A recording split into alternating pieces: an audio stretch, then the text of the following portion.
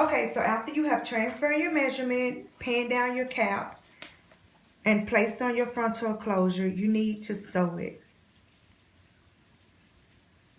Nice close stitching all the way around. So now we're just going to draw our guide.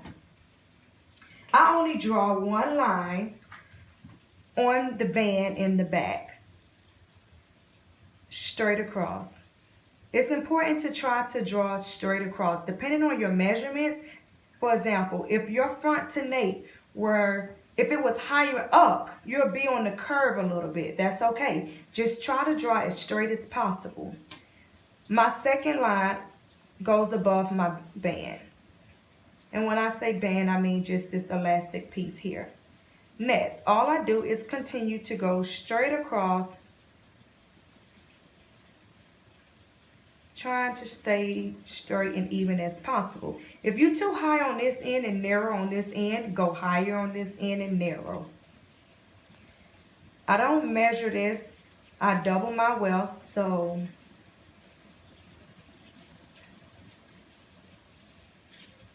I don't like a lot of lines in my cap. There's many different ways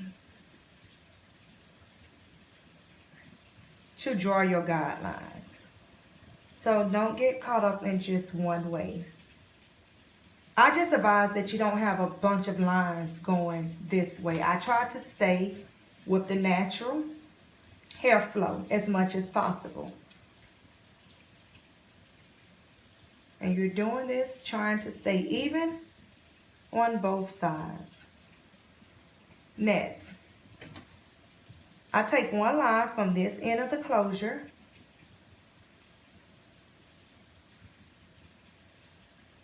all the way to this end of the closure. My next line, starting here, and I'm going around.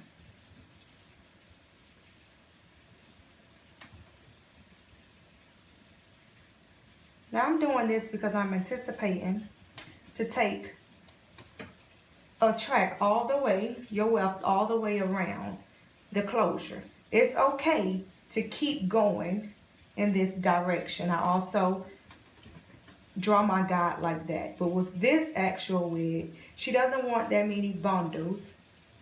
So I'm just making sure that I have it nice and full up in this area.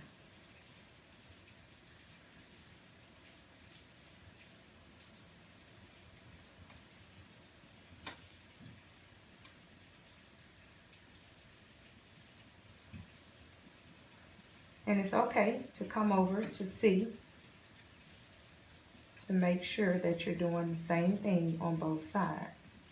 So now that we're here, my next one. And remember, this is a guide. You sew on it, above it. And now what I do is I just use my actual closure as a guide for my next line. It's okay to draw one here. I will sew a track here and then use my closure as a guide.